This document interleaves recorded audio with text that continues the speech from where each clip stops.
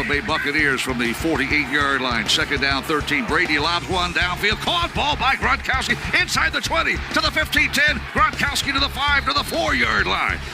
Holy guacamole. Third down, 18. Dropping Gannon, looking Gannon. Throws up the middle. It's intercepted at the 40. Derek Brooks 30. Brooks to the 25, 20. Derek Brooks all the way. There it is. The dagger's in. We're going to win the Super Bowl. Super Bowl, baby! This is the Big Nasty. Yeah, Big Nasty. Hall of Fame Tampa Bay Buccaneer fan, baby. This is Mike Allstott, Tampa Bay Buccaneers, and you're listening to the Cannon Fire Podcast. Cannon Fire Podcast, brother. You ain't listening, and you're missing out. Woo!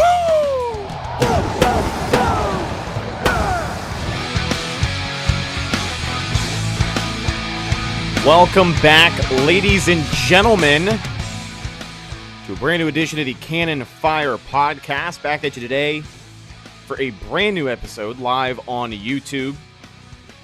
Episode number 189. Week 1 of training camp is almost in the books. We're going to talk to you about all the latest today. As you can tell by the title of this podcast, O.J. Howard made his long-awaited return today, and he was in much better shape than a lot of us expected. We'll talk about that. Bruce Arians was also not too candid when talking about his thoughts on practice today, saying, quote, "It was a horseshit practice." Excuse my language. I'm quoting somebody else. That's the journalistic nature in me. We'll talk about that. And, of course, much, much more. But welcome back to the podcast. I'm your host, as always, Rhett Matthew. Joined alongside me, my good buddy and co-host, Philly Bucs fan himself, Mr. Evan Wanish. How you doing, my friend? Very good. Very good. Because now we finally get to have some semblance of actual football, right? Because the pads come on. We're recording this on Friday. The pads come on tomorrow, which is Saturday. So I think the players that maybe it was a reason for the practice today. Maybe the players kind of knew that the pads were going on. After a while, you get a little sick of just doing it in shorts and a t-shirt, basically. So perhaps that was a reason why a lot of guys kind of look sluggish. All right. But, it's going to be fun because when the pads get on, that's when you can really start evaluating guys and see what guys are doing what. And like I said, the Kenny Bell effect, he looks great. Anybody can look great in shorts and a t-shirt. Anybody can look great. You and I could go out there and catch passes. Oh yeah, sure. In shorts and a t-shirt. But what are you going to do when the pads come on? And that's where a lot of these guys are going to have to separate themselves. So let's talk about what went wrong today. Bruce Arians made it no secret that he was disappointed in practice, the pacing of everything. Tom Brady also followed up at his press conference. He wasn't too happy about the day that they had out there today. And like you said, maybe there's this anticipation that the real work starts tomorrow once the pads go on. But, if you're going to defend a Super Bowl championship, you can't just go out there and go through the motions. And I will tell you that myself and our good buddy James Hill, a.k.a. Mr. Bucs Nation, we were able to go to training camp this morning as well. And if you guys want to check out some of the highlights, we uploaded a vlog on our channel. Go check that out. We've got one from Wednesday's practice as well. But we went out there, and honestly, watching the practice, there were a couple of guys who had rough days. Blaine Gabbert didn't have a very good day. Kyle Trask still just kind of looks lost out there. I think he might have trouble with the offense. It didn't seem like they were having a lot of faith in letting him run the offense in certain drills. They did these situations, these game time situations that they ran, I'd say, right before halftime of practice. And it would basically be, quarterback drops back, 15 seconds on the game clock, short slant pass, get in good field position, set up a field goal. Spike it, call timeout, whatever you got to do. Our guy did not look good. Mr. Ice Cold Ryan Suckup.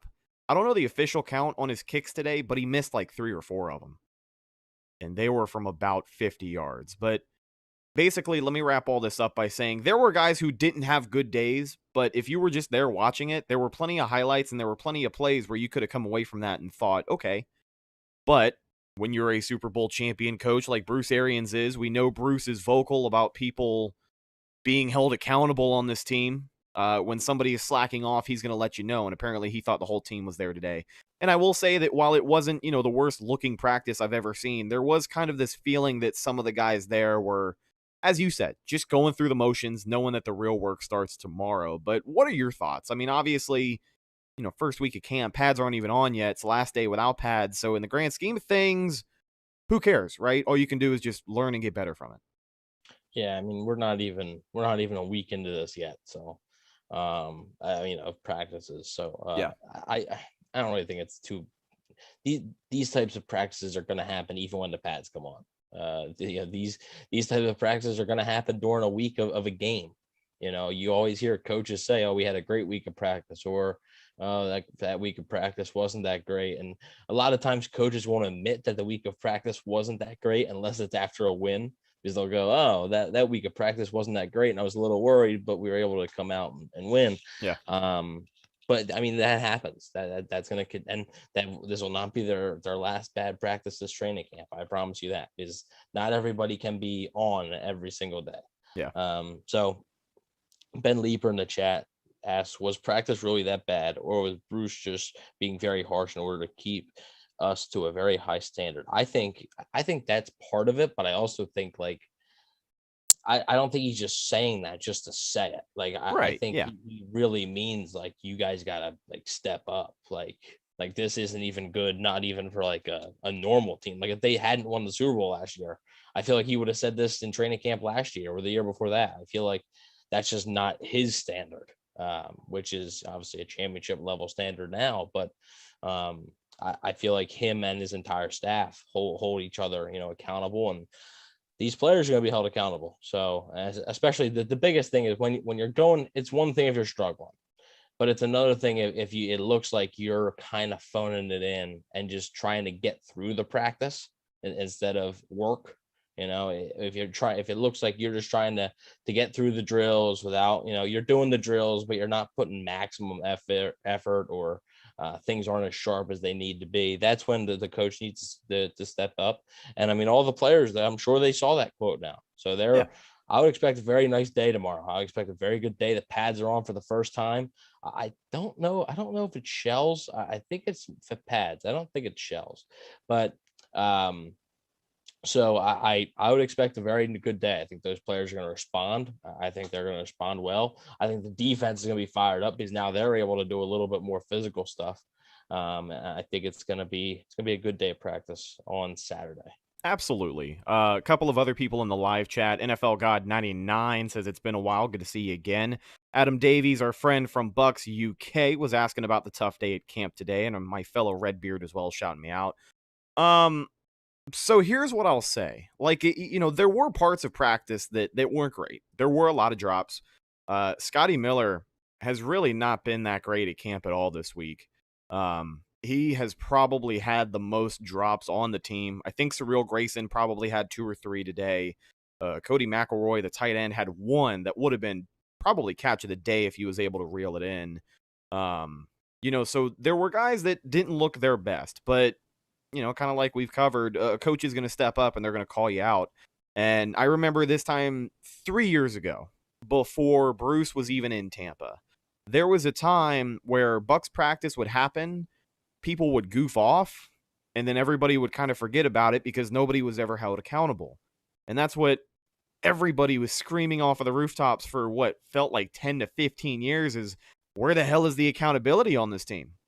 Everybody holding themselves to a certain standard, a certain, level that you should be at when you go out there and you do your job, which is what these guys are paid to do. But, shitty day of practice in the books. What are you going to do about it? You're going to watch the film. You're going to come back in full pads tomorrow, and you're going to have a kick-ass practice like the Super Bowl champs do. I want to talk really quickly, though, about some of the guys that did play well today. I think something was on your mind. What's up? I just want to say our buddy Jack in the chat. One thing, Jack had put a really nice comment on our interview with John Ledyard. So shout out to you, Jack. Appreciate it. Jack, what's up, buddy? He just says, they're basically bored. They aren't playing for anything. They aren't going to game plan for the Cowboys in front of the public, which is true with the game planning stuff. But you still got to work. You gotta this is especially guys on the bubble. Scotty Miller, he's not going to get cut, but is Tyler Johnson going to start to take over that wide receiver 4 role? Is Jalen Darden going to take, it matters to those guys. So I mean, if you're bored, that's not a good. If they're like, "Oh, I'm bored," well, that's not a good sign because you got work to do. You know how hard it was to win the first Super Bowl. It's even harder to win the second one. So, they definitely got to step up. One more thing before we move on. I know it's very early into camp, but I'm glad to hear the Bucs running backs, even Rojo, have been doing well with their receiving work. Yeah, I mean, with Ronald Jones and Leonard Fournette, I'm gonna like prove it to me in a game first. That you can consistently catch the football, because if I remember correctly, especially when like the defense isn't really hitting right now, so we'll be able to have a better idea when the pads do go on about like their receiving work. But I don't even know if they're going to get that many opportunities to receive the ball anyway this season. So I will say that in the few days I have been out to camp, I have counted a few errant drops for Lenny and Rojo, just drops that probably shouldn't have happened. But I can tell you that Gio Bernard looks really good. And as we transition into people who look good today, a guy who's been impressing me all week is Gio Bernard. And I say that because, holy hell, this guy is a lot faster than I thought he was, Evan. We kind of knew he was quick and shifty, but there were a couple of plays. Maybe it was the effort factor here. But there were a couple of plays where he was getting up through his gap down the field a little bit faster than Ronald Jones. And Rojo is a guy who's pretty notorious for having that first pretty quick break of speed. But Gio's looking good out there, man, and I'm happy to see what he can do with this offense, because a pass-catching running back, which this team still kind of desperately needs, hopefully Gio can kind of fill that spot, but it just opens up so much for this offense, and I'm excited to see what he does in the preseason. yeah, it's going to be interesting to see his usage in the preseason, because I'm not sure. I think they want to play him so he can like learn the offense and stuff, but I don't know if they want to force it. Yeah. I don't know if they want to force the issue, because like he's a valuable piece and they're going to need him to win football games. Like there's going to be a game where Ronald Jones can't catch a cold and Leonard Fournette isn't reliable enough, and the running game just not getting going, and you're going to have to rely on the passing game, and it's going to have to be Gio Bernard. So there's going to be a game this season, possibly multiple games, where that's going to matter. Oh yeah. Keyshawn Vaughn did not have a great practice today, and I kind of feel like we pick on him on this podcast, but it sucks because every time we talk about him, we don't have a ton. You like picking on him. I pick on. Yeah, you pick on him. Technically, yeah. But he did not have the best practice today. As far as it comes to receiving skills, he has had just as many drops, if not a little bit more. Would like to see a little bit more out of him, but with Gio Bernard stepping up, the usage in the preseason, like you just mentioned, will be interesting to see. But the rest of that running back room, it's going to figure itself out. You definitely know the starters, so we'll see what happens when those guys put the pads on. As far as players that were not at practice today, Justin Watson still on the PUP list. Cam Brate still on there as well. John Franklin and Chris Wilcox round that list out. Cam Gill did not practice today. Jordan Whitehead was out there, and he was dressed, which means he has officially cleared COVID protocols for anybody who is curious about his status. So he should be ready to go here soon, but he didn't have a helmet on today. So we'll kind of see what happens once the pads do start to come back on. Maybe he's doing some extra rehab. I don't know, man. I have no idea. But he should be out there soon. And Will Golston was in a bucket hat. He just had a vet day today. Chris Godwin was not out there initially, but he did come out and make his training camp debut, which was great to see. And then the man of the hour, O.J. Howard, coming back from that season-ending injury. He was out there, and I got to tell you, dude, O.J. looks great. And the shape that he's in just kind of confirms to me that he probably could have been ready to go day one of camp, but the Bucs were just being a little overcautious with this situation, right? Yeah, and I think that's the smart play. I mean, the first few days of camp, like it is what it is. It's the first few days of camp. It's not like he knows the offense. This is his third year in the offense, so it's not like he has to catch up on anything like that. Sure, there's new wrinkles and everything every season, but I think as far as being cautious, I think that was the smart play. I think they wanted to get him in one practice before the pads went on, because like I said, it's a whole different game when the pads come on. Right. It really is. So it's all about, the speed of getting back to the game, how quickly it's going to come back to you. Going through the motions without pads just gets you that much more prepared to go through the motions with pads on. Right. And I mean, when you're coming off of a major injury, like he is, there's going to be it's a little bit of mental, I think. So maybe that was partly why they wanted to put him out there now to kind of prove to himself that everything's all right. Like you're healthy, you're good to go. So if he can, he's not going to be, like the clear starter, because I don't view, and we'll talk about the tight end room here in a second, but I don't view there as being a clear number one starter in this tight end room, because I think the way they like to do it, and they have so much talent there, it's almost like wide receiver. Like everybody's going to get a chance, Yeah, that's definitely a fair take. So I if he can come in and just be that type of, Cameron Brate, he's not beating anybody deep down the field. He's not. Gronkowski can, but not on a regular basis. But OJ Howard is the type of guy that can. And if he's used as that vertical threat, and he's able to stay relatively healthy throughout the season, that's a huge weapon. The only problem is that history shows us that he's not going to stay healthy, because he has not.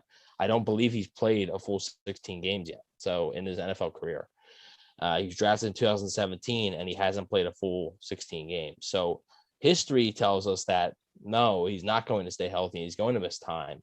Hopefully it's not a serious long-term injury. Hopefully he's able to start all 16 games. That would be, like I said, it would be a huge boost, and it gives the offense another weapon, which didn't even need anymore. But hey, if you got it, use it. So Adam Davies says, in my opinion, you need a bad day in practice just to refocus everyone.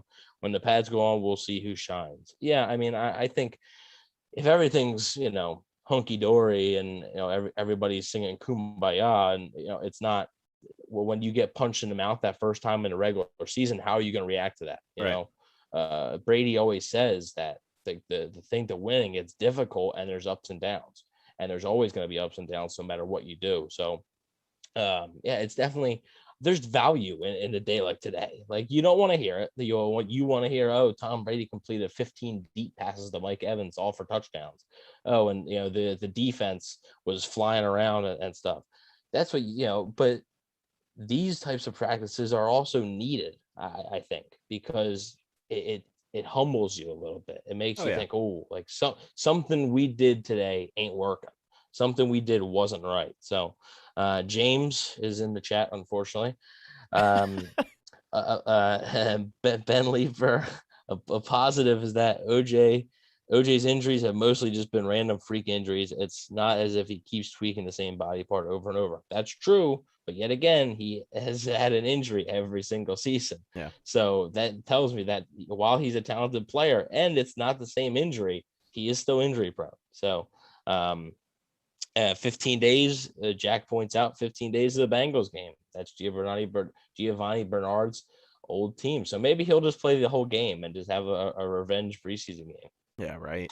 Let's float over the rest of the tight end room while we're mentioning OJ Howard. As far as your starters go, Cam Brate, Rob Gronkowski, and OJ Howard, you kind of know the role everybody's going to have. You know what to expect from Cam. He's definitely going to come up clutch a few times this upcoming season. You know what to expect from Gronk. I mean, to a degree, you do. I'd like to see, maybe certain ways Gronk can improve his game. Because watching he can start the year faster. He can start the year faster for sure. Because when I was watching him run today and watching highlights of him run last year, he's always slow, but today he looked a little more fluid, like he'd been running for a little while. So that's always a very positive sign. But let's talk about the battle going on for that last spot on the roster. OJ Howard hasn't been at practice. Cam Brate has not been at practice. And Gronk had a few vet days. So a lot of eyes have been on Tanner Hudson, who's found a way to stick around, and Cody McElroy. Now, I like watching this battle because we know Tanner Hudson can make the catches. He's not the most physical blocker in the world, but Cody McElroy, so far this camp, has really started to show that he can make some of those catches as well.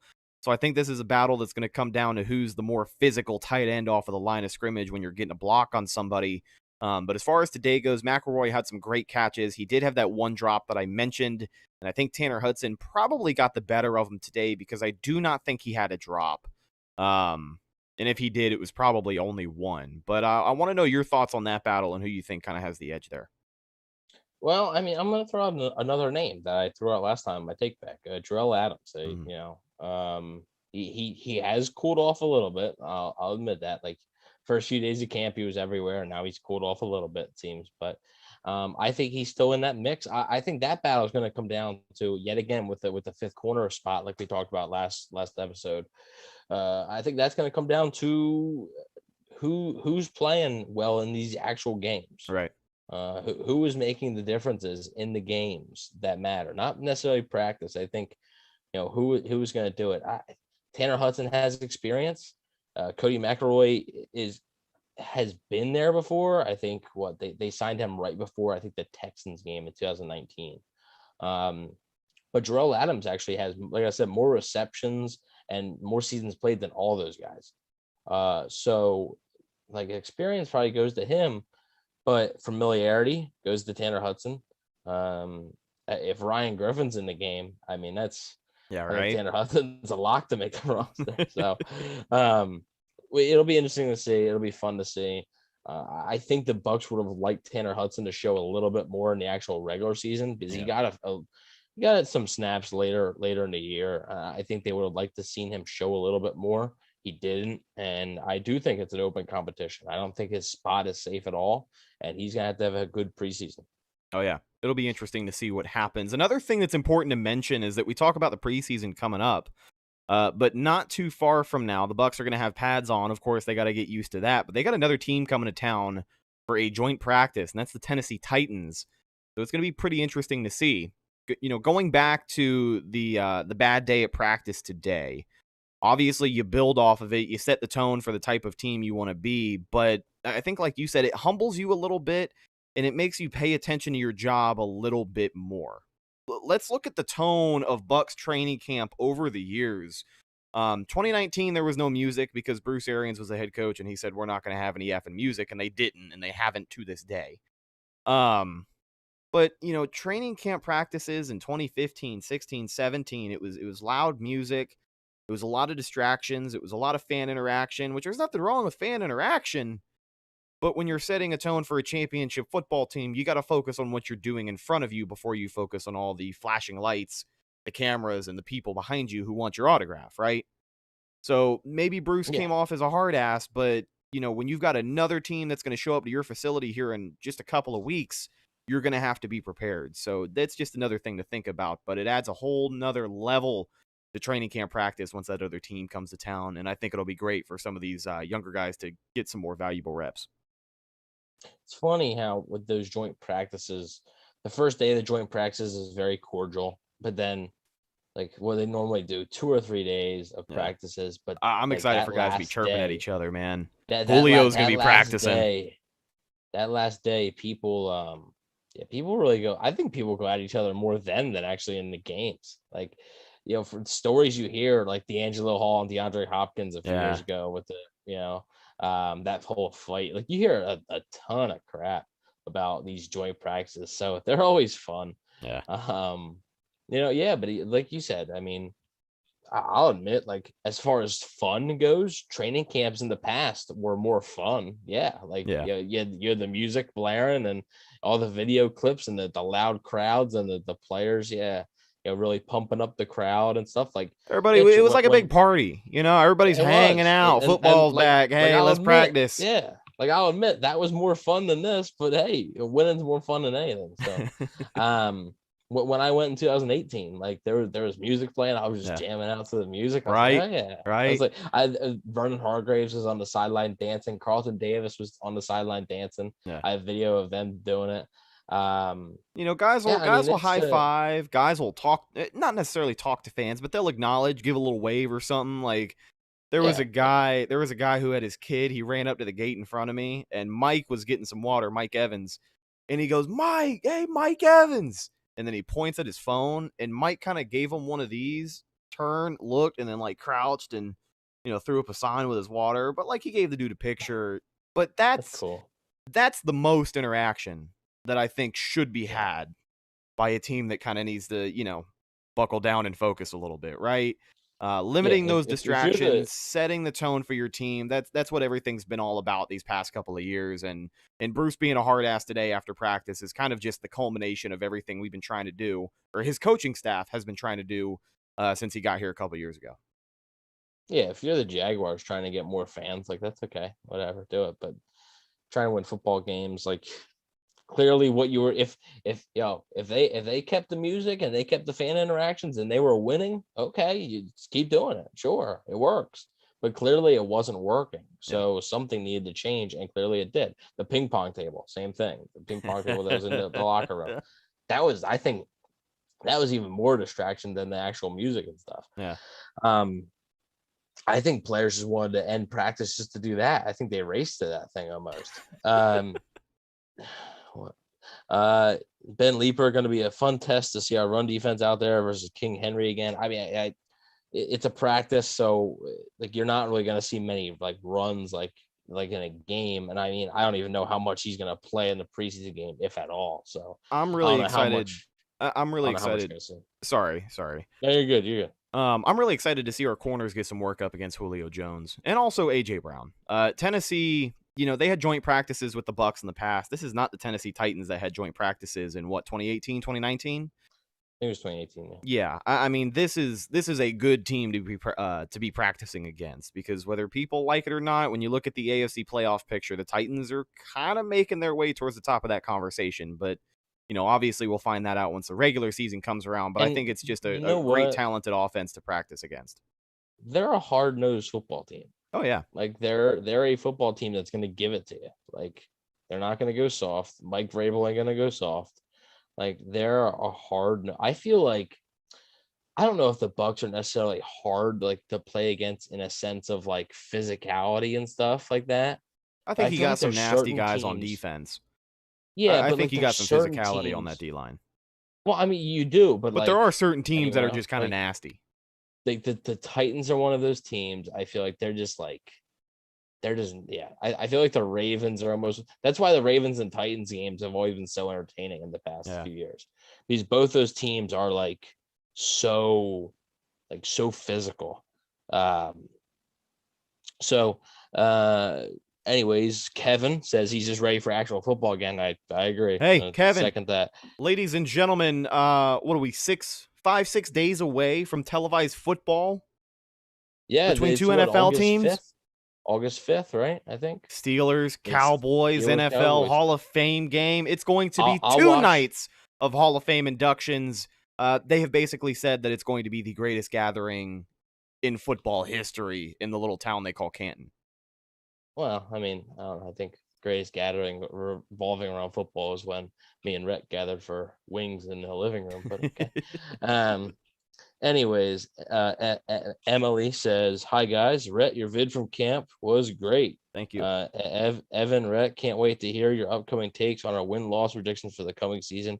Extremely excited for this season, and go Bucs. It's funny you mention that, Emily, because next week we are doing our season predictions. It was actually supposed to be today. It was supposed to be this show. Yeah. we said a couple weeks ago, all right, well, next Friday rolls around, we'll go live and we'll do our season prediction show. And then training camp started, and then we're like, well, we have so much to talk about. Everything went from 0 to 100 so quickly that here we are having to reschedule. But yes, next week, I don't know what day of the week, but next week for sure, our season prediction show. We're going to go through every game on the schedule and break down how we think it's going to go for Tampa Bay and, of course, the other team who's involved as well. But it should be a good one. I'm just saying, listen to what I predict, because I'm 2 years running where I have the exact record. I am right on with their record. In 2019, I predicted 7-9, and last year I predicted 11-5. So listen, I know that you're a bit ridiculous at times, and people on this show have pegged you as not having a sense of humor. So I don't know if you were joking. But Evan texted me the other day and said the Bucs are going 7-10 this year. He said, lock it in. It's happening. The Super Bowl repeat. They're going to whiff so bad they're going to miss the playoffs. 7-10 is what you told me. Right? Am I remembering things incorrectly? Do I have to pull up the receipts? Yeah, I got it right here. You got to check your sheets. Yeah, Yeah. I'm surprised we haven't used that one more on the show. To check your sheets. I like that one. I like using that one in my personal life. It doesn't matter the context. Yeah. Nah, yeah. I'm clearly joking. Okay, like you know, like I'm clearly joking. This is clearly a 6-11 football team. This team ain't winning. They're not winning 7 games. Like, are you kidding me? Oh my word. but Let's anyway. before everybody leaves the live stream. Right. Before everybody just heads out and unsubscribes and never comes back. Do you want to talk about the quarterback room today? We'll talk about the camp these guys are having so far. Tom Brady is Tom Brady. You know what to expect there. Tom's going to be on target. He makes it look routine out there. And year 22? Yeah. 22? Year 22. He still looks fresh as ever. Finally took that knee brace off. And he said he doesn't need it anymore. So yeah, because he doesn't have a torn MCL anymore. We've got a fully healthy Tom Brady out there. Yeah, but he's been wearing that knee brace for years, has he not? I guess he's at a torn MCL for years. Yeah, I guess.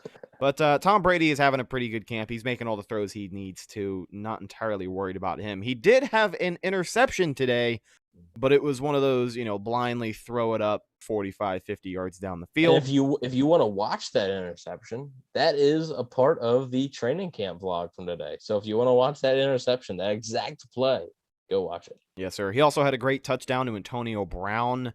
He was able to hit Gronk in stride plenty of times. There was one play where Gronk kind of got out there a little quicker than I expected him to, but it was right down the seam, picture perfect, as good as it gets Brady to Gronk, so he's having a good camp. Blaine Gabbert has had an up and down camp, but today was probably his worst day of practice. I'll just kind of leave it at that. I think he was having trouble finding his open guys. I don't know if coverage was that good, but it seemed like he was always late getting the ball out, having to make a last-second decision, and it just didn't look great if he hadn't already taken the sack. So hopefully he can bounce back once the pads come back on. Ryan Griffin looked great today. Ryan Griffin was throwing dimes. He was throwing beautifully. He hit, I believe it was McElroy in the slot, just right between two guys, hit him in stride. He was making a lot of great throws today. I think this was one of his better days for sure. And then here we go, the elephant in the room, or the Gator, if you will. Yeah. And I'm a Gators fan, but let's talk about Kyle Trask. Kyle's Trask. Let's talk about Kyle Trask. He has not been great. We talked about this with John Ledyard before camp. We talked about it on the last episode, where expectations are with him. Obviously, we don't expect him to take a starting rep this year, so nobody's, setting the roof on fire because Kyle Trask doesn't look great in his rookie training camp. But I feel like what it is like he just kind of looks lost sometimes. Like I don't know if he's entirely understanding the offense. There were a couple of times today where he would make an adjustment at the line, he'd go through the play call, and I don't know if he forgot or if he made the wrong adjustment, but the coach would whistle the play dead. He would take his helmet off and he'd go stand over there and then wouldn't take a rep for a couple minutes. And then towards the end of practice, I don't want to say he got pulled, but towards the end of practice, when they were doing game management drills, running the offense, he did not get a chance to partake. So like I said, I feel like we can just chalk this up to having a hard time learning the offense. He's still a rookie. He's still learning an offense. And that's just kind of where it is. He threw a couple of ducks, but I expect him to get more comfortable over time, hopefully. But safe to say, we haven't seen him in pads yet, but it has been not the greatest start for Kyle Trask. Yeah, I mean, it's a difficult offense to grasp. It's not one of the easier offenses to learn, and for a rookie coming in, who has expectations of his team's won a Super Bowl now, so they're expecting everything to be really really sharp, right? Yeah. And Trask hasn't been that. And I think he's gonna have a short leash in a practice.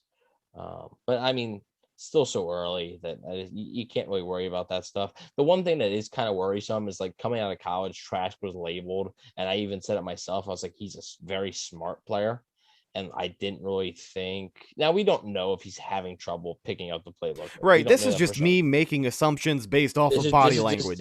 There has been no press conference saying that, he's having trouble. Bruce says he's going to get it. Be patient. It's going to take him a minute. But, this is just kind of me drawing conclusions here after seeing it in person. So this is all based off of body language. This is not a report, but the only thing that there is to be reported is that he is not starting out very great. Right. So I mean, this is just pure speculation, but that's a little worrisome if that's if that's the case at all, because he was labeled as a guy who I thought was very smart, and I didn't think would have that much trouble picking up the playbook. But it's still early. I think a lot of the throws, a lot of the ducks. He threw a lot of ducks in Florida too. I think you're going to see those every now and then. The thing with me though, man, is every time I watch that one, so I will admit, like, I can tell that Kyle Trask wasn't in practice much today, because on the training camp video, which you guys can view on the channel right now, Kyle Trask was not very featured heavily. Most of the time you saw him, his helmet was off. Like, when you saw him standing around today, he was kind of standing outside the group of quarterbacks, not necessarily away from everybody, but just, didn't actively look like he was getting ready to rotate into a drill really quickly. Yeah, and the first one, the first video, which is also up on the channel, you did see him a little bit, but I saw some balls that had no velocity on it, just had no zip, and that's a concern for me. So, we'll see what happens. Rich says, well, that Indy game might be easier with Wentz out indefinitely with a foot injury. That Indy game is the last game of the season. No, it's not. That's no, it's not. Game. You're right. I'm sorry. The Indy game is week 12. So even if Wentz misses time, I don't think he's gonna be missing that much time. So I still think it's a safe bet that the Bucs will be playing Wentz. Really Kevin quickly, says you. I'm sorry, I did not mean to cut you off, and we'll get right back to what that chat message said. But I want to get your opinion on this side note here. What was that little deal that the Eagles had worked out with Indy, where, like, if Carson Wentz doesn't take 75% of the season snaps, then they get picks back? So it's the deal was Carson Wentz to Indy for a conditional first round pick. Now the condition on that first round pick is, well, actually, I think it's a conditional second, I think. But if Carson Wentz plays 70% of the Colts snaps, that second round pick turns into a first. If he doesn't, that pick stays a second. So right now, Philly can't be too thrilled, because there's a chance he could still play 70% of the snaps. Like, there's still a chance, but there's some doubt now on whether he will or not. And if just because of the vagueness of the injury too. Like, Schefter comes out of nowhere and says, like, oh, he's out indefinitely. And then because he tweaked his foot at the end of practice. Yeah, Rappaport tries to cool it down a little bit, but then Mike Silver comes out and says that surgery might be needed, and then that set Twitter ablaze. All right.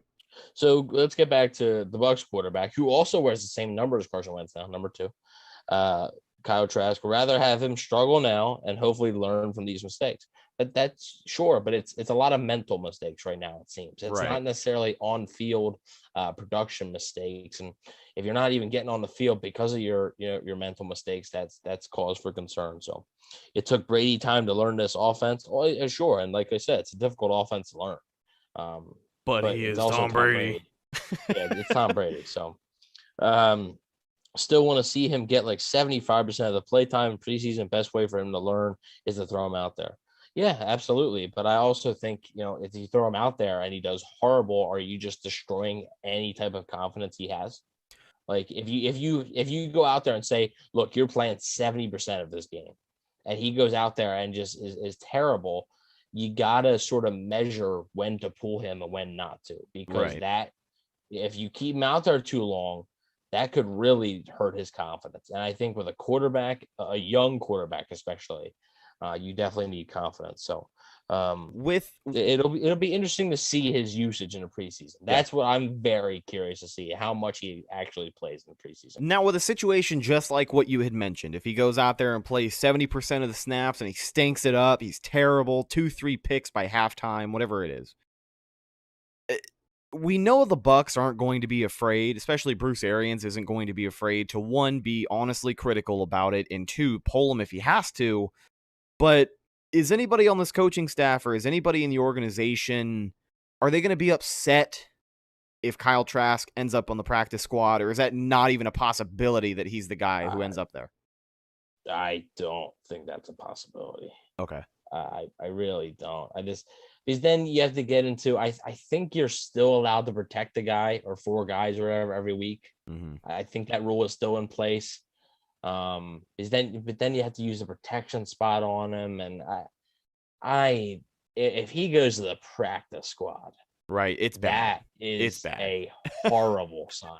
If he can't even, if they don't even deem him, if they don't even deem, I'm surprised you even suggested. I guess I should have prefaced it and said, let me clarify. This is the absolute worst case scenario. And also, and we're not predicting that. I Right. believe Trask will make the 53, and Rhett believes it as well. I think he'll make some nice throws throughout the preseason. I think we'll have some great takeaways. I'm pretty sure Rhett. Oh, he's gonna throw takeaways. Nice. I said we're gonna have some takeaways.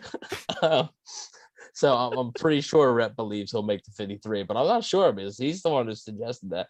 But if the Bucs don't deem him worthy of a spot on the 53-man roster, if they think Ryan Griffin is a better option than the longest tenured Bucs quarterback of all time, you're talking about.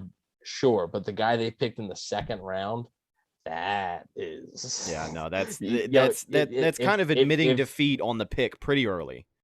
Yeah, if that happens, you might need to look at quarterbacks in the 2022 draft too, because if he's not good enough to do that, if he's not good enough to make the 53-man roster, even I don't even expect him to really be active on most game days. I don't really think he'll dress or anything. Right. Blaine Gabbert will still be the backup. But if this dude can't even be on the roster, oh man, I would love to see Twitter on that day, and I'd just be laughing. So Kevin asked, how do you expect the preseason split to be for the starters with one less game this year? So I don't know. Are you talking all this? I'm going to assume he's talking about all the starters. Yeah. We discussed this a little bit last episode. I think the first 2 games, I think, are going to be like a normal first 2 preseason games. I think you'll see 1 drive out of the starters in the first game and maybe 2 drives or a quarter out of the starters in the second game. And you probably won't see them at all in the third game. And I believe Rhett sort of said the opposite. I think he said nobody in the first game. And then didn't you say some, they would be playing it in the second and third? No, I think we agreed. I'm going to have to go back and listen. Yeah, go back and check the tape. Go ahead and check your sheets. I'm going to have to check my sheet because my sheet might be wrong here. But I do think you're going to see the starters. I don't know about Brady and stuff. I think you might see him less than the actual starters. Maybe they want to get Trask a drive with throwing to Mike Evans and Chris Godwin instead of Cyril Grayson and Scotty Miller. Maybe they want him to get a spot with the ones. That could be a case where maybe Brady doesn't play in the first game or something. I'm not really sure. It's going to be interesting to see. Okay, and NFL God, real quick. No, you're good. You're good. Assuming Brady gets hurt, which it's a 1-game injury. Are you playing Gabbert or Trask as Gabbert? Yeah, it's Gabbert by a good margin. It's Gabbert by a mile. It's even if Trask looked good, they were still gonna. Gabbert's the guy. Gabbert's the backup. Well, Gabbert's not just the guy. Let me remind everybody that Blaine Gabbert is the man. Google's not going to tell you this because I guess there's some rules to having a passer rating in the NFL, and only the legitimate quarterbacks get rated after so many passing attempts, and Blaine Gabbert was just shy of that. But unofficially, he is the man who had the best passing record in the NFL last year. Let's not forget that as well. So you mean to tell me if he threw 1 more pass in that Detroit game, he would have had the best passer rating? I think he was probably 40 passes short, but we don't have to mention that part. I think he was a good 40 or 50 shy of where he needed to be. Yeah. But anyways, obviously if Brady goes down and it's just for 1 game, it would be Blaine Gabbert. Yeah. If it was for the season, maybe they start with Gabbert, but then maybe you just throw Trask in there just to see what you actually have. Because if Brady goes down for the whole season, the season's done anyway. So what does it matter? Right. So, TV12 Goatman says, I hope Brady don't play much, meaning in the preseason. Yeah, I mean, I could see, obviously he wants to. I mean, we talked about that with John. Yeah. Like he probably want to play all 3 games, the whole game. And but he addressed it today, actually. He wants to play as much as possible. He said ultimately it's up to Bruce, which is exactly what you'd expect your quarterback to say. But he is willing to play as much as possible. And I'm sure those reps, are going to do him just as much good as the other guys on the team. He's Tom Brady, but he's still an athlete who has to get conditioned to doing his job once a week. So it'll be interesting to see the management. But yeah, he's going to be the starter you see the least. And I think that's a guarantee. Yeah, I think you're definitely gonna. Yeah, out of all, that's that. I mean, like we talked about OJ Howard last week about how much he's gonna play in the preseason. Not 100% sure how much he's gonna play, but we'll see. NFL God also says Rojo or Fournette. I got Rojo, meaning basically who's gonna be the main running back this season. And I would agree. I think. Everybody called me crazy when the Bucs signed Leonard Fournette, and I was like, great. Leonard Fournette's the second best running back on the roster now because he's not better than Ronald Jones. And you're not even that big of a Ronald Jones fan, are you? Well, he kind of turned you around last year because I remember the start of the year, you were not a very big Ronald Jones fan. Yeah, you had to eat crow at the end of the year. I know you remember that. I got a Ronald Jones jersey coming my way soon. Do you really? I didn't buy it. I was gonna say you're not even a jersey guy, so like it's hard for me to believe that you bought it. So the story was my dad's friend works in a pawn shop, and mind you, I live in Pennsylvania, folks. And he came across the Ronald Jones jersey, and perfect fit and everything. It has a Super Bowl patch, and it looks like a legit one. It's remember those black ones that they were selling? Yeah, the limited ones. Is that what it is? Yeah, that's what it is. So nice, man. Hell yeah. I got that for $20 or whatever. So yeah. I'm a big Rojo fan. I hate him so much, but yeah, I'm a big Rojo fan. It's no secret that I am Team Rojo over here, so I hope he is the back that has the upper hand this year, and I really hope he gets 1,000 yards. Yeah, that was a little bit. I'll admit that was a bummer that he couldn't get 1,000 yards. He was so close. When you get so close, and he had COVID, and then he had the pinky thing. Like he would have gotten it if those two things wouldn't have happened. Here's an interesting. Well, actually, Rich says that 98-yard run against Carolina swayed him. Right? That might be true. It swayed a lot of people, man. That might be true. I mean, that's the longest run in Buccaneers history, so that might be true.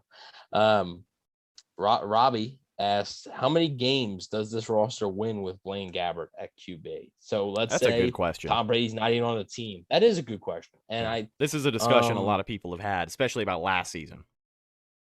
Yeah, so let's say that this exact roster just doesn't have Tom Brady on it. The exact same roster. Antonio Brown's on it, Rob Gronkowski's on it, just Tom Brady isn't. Week 1 to week 18, Blaine Gabbert is starting all the games. How many games are they winning, Rhett? Honestly, I've got him with a 17-game season. I've got him in the realm of 9 or 10. I think they could definitely go 10-7 with Blaine Gabbert, and the defense probably winning them most of those games. I am gonna go 7-10. Okay. Yeah, I think the defense would win them some games, and then there'd be some games where like Blaine Gabbert just doesn't play horrible, and the Bucs' weapons are like just too much for an opposing defense. I'd love the one outlier game, because with a season like that and a quarterback like that, you're gonna have one game, and I hope it's against New Orleans, where he just goes off for like 508 yards, 7 touchdowns, no picks. He's the fantasy player of the week. Everybody gets him on fantasy from the waiver wire, and he just plays terribly for the rest of the year. Basically, the new Ryan Fitzpatrick, the whole thing. Yeah. I'm excited to see what Fitz can do in Washington, though. Man, that would have been a fun quarterback room with Fitz and Brady. Right. So let's go ahead and wrap things up with Brady, preseason expectations, and then I think we're going to break this thing down and get on out of here. But I got a take bag, too. It's a short. It's a short take bag, but I have a take bag. Looking forward to that. So here we go. Tom Brady in preseason. Thank you to our guy Greg Allman for the quick math here. Tom Brady has played more preseason football than you might think. His career preseason numbers: 5,757 yards, 45 touchdowns, and 15 interceptions. He's thrown 769 preseason passes, which works out to 40 attempts per year when healthy. I'll tell you, that stat line that I'm looking at right here, 5,700 yards, is pretty freakish, but 45 touchdowns and 15 picks, that's a damn good year. Maybe a little high on the picks, but it's preseason, whatever. If you throw 45 touchdowns, who cares about the 15 right, picks? right, yeah. So let's get to it. Ladies and gentlemen, the newest segment here on the Cannon Fire podcast to wrap up most of every show. It is Evan's grab bag of takes. What have you got, my friend? Yeah, so first thing, can we not do this like whole Super Bowl hangover thing after every bad practice? Like, and Yeah. I'm saying this because somebody came to me and said that, and I was like, come on. There I was like, a it's guy. There was a guy at practice today, and if anybody in the chat was there, if anybody listening or watching was there, please leave a comment and let me know that you heard this guy too. Every single time somebody made a mistake, I mean, every single time somebody made a mistake, he goes, come on, Tom. We're not going to repeat with you throwing like that. And then somebody else would mess up and he'd go, oh, come on, Devin. Not going to repeat if you don't catch that pick. And like me and James started making fun of him after a while. I was sitting there and like Blaine Gabbert threw a duck and I'm like, come on, Blaine. We're not going to repeat if you're throwing them like that. And everybody says I'm mean. That's everybody mean. else, other people started chirping at him. There was one guy, and you just put that guy on blast. What if he's a loyal listener? Then I really appreciate him, and I'm sure it was all in good fun. Come on now, but somebody made a great point. They said, "Try and be a fan, not a distraction." But it was pretty funny. Like it was just kind of funny because after a while, I think everybody knew it was kind of a joke. Like it was a running gag. But I don't know. Maybe Bruce heard him, and that's what put him in a bad mood today. Maybe. What if Bruce just called that guy out? Right. Yeah, there that's was a guy. What that was. Any other thing? I only had two things. So NFL Game Pass sucks. Okay? Yeah. Now, if you haven't heard, the thing with NFL Game Pass is it was undergoing maintenance for like the last few weeks. Yeah, you saw that too. Yeah. The live chat's the best, man. Anyways, it was undergoing maintenance for like the last few weeks and nobody was able to get on it. Whatever, right? It's before the season. Like, okay. So maintenance is done. That's all done. And it's back up and running. But guess what? No all 22 right now. No coaches film available right now. Well, do you remember the start of the I'm pretty sure that it was 2019. Start of the 19 season, the same exact thing happened with game film. Like Game Pass, just nothing was there. And it took them like 2 weeks to get the first 2 weeks of the season on there. Right? Am I remembering correctly? Oh, yeah, man. I mean, one of these days. When we hit 3,000 subscribers, he'll say that. So get us there. Help us get there, and you'll get your wish. So anyways, it's the all 22 is the game film. That's just another name for it. So and they go, it'll be back in the coming months. What do you mean in the coming months? So like right now, that's a little too vague. You can watch old games and stuff, but you can't watch the all 22. And without that, NFL Game Pass is basically worthless to so many people. Why? Occasionally, I'll be bored and I'll sit down and I'll go on Game Pass and I'll find a game from like 2015 or something. That was a fun game. One of my favorites to go back and watch is Tampa Oakland 2012 when Doug Martin had that monster games. I love that one. Fun one. Both those teams were scoring. That was a fun one. So there's no value to Game Pass anymore. Like it's not gone. It doesn't sound like it's gone completely, but a lot of people are speculating. Like, I wonder if this is the beginning of the end, and now only NFL teams are allowed that stuff. And like, if you just buy Game Pass, you won't be able to get the all 22. And I mean, I know tons of people who have already canceled all 22, or Game Pass. Yeah. I know tons of people who have canceled because the news came out yesterday. Yeah, because as far as Game Pass goes, the version that we know and loved, it has its uses beyond on-demand football. And I'd say that there is a huge chunk of the audience that pays for Game Pass that uses it for journalistic purposes or just wants to break down and learn the game of football, which, that's the only avenue to do it. I would say probably 80 to 90% of the people that have Game Pass are using Game Pass for the film. Right. Because the thing is, like, Game Pass, you can stream live preseason games, but you can't stream live regular season games. So it's not like you're doing that. It's bad. It's bad. And just like Sean in the chat says, stop subscription equals, put pressure.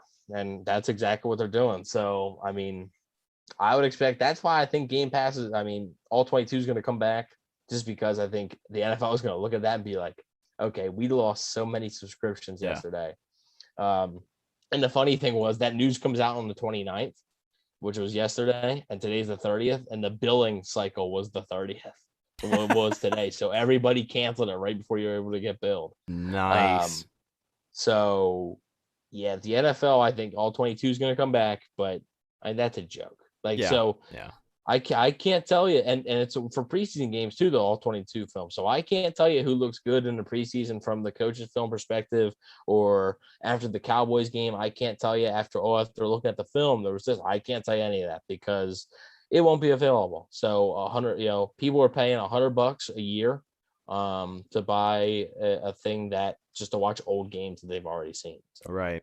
Yeah, it's a shame.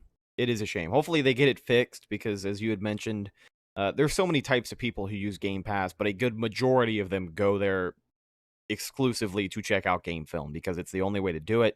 So unless they open up another service because they got to get your money, they might as well get it figured out with Game Pass. And hopefully stopping your subscription puts a little bit of pressure on them to make those changes happen. And hopefully it all happens before the start of the regular season. But fingers are crossed. We'll see what happens and how the NFL answers. Ladies and gentlemen, that is Evan's Take Bag. And that also marks the end of this episode of the Cannon Fire podcast. I want to say thank you to our live audience, everybody hanging out with us right here on YouTube. If you have not already, make sure you subscribe to the podcast. We got plenty of great content. I'm going to be back at training camp tomorrow. It is the first day with pads, so expect another training camp vlog to come out. I'm really glad to see that those have had a positive reaction here on the channel because we've been trying all sorts of stuff, and not everything has a great reaction. So to see those do well is really awesome. Thank you guys so much for your support. NFL God YT says, Jameis threw half of our games. Time heals Rhett. Yeah, well, he's over in New Orleans doing training camp over there. And from what we've heard, sometimes maybe good, sometimes maybe shit. Also, yeah, NFL God, that was a super chat. It was a super chat. Thank you so much, buddy, for the $2 super chat. You're the man. I promise. That's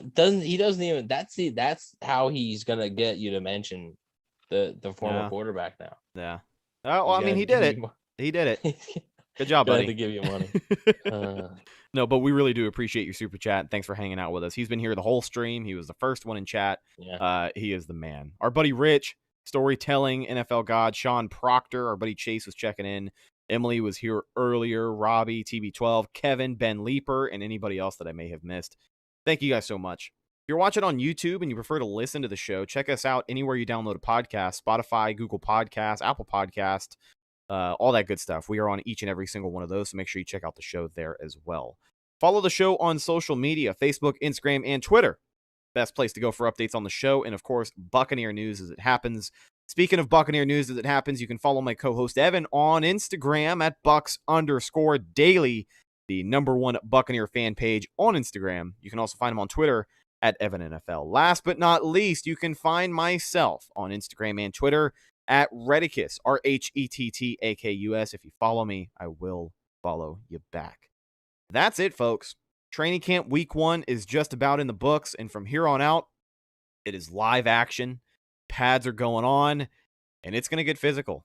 We're excited to keep you up to date with all the latest from Buccaneer training camp, and we will talk to you soon. I'm your host, Rhett Matthew, signing off from my co-host, Evan Wanish.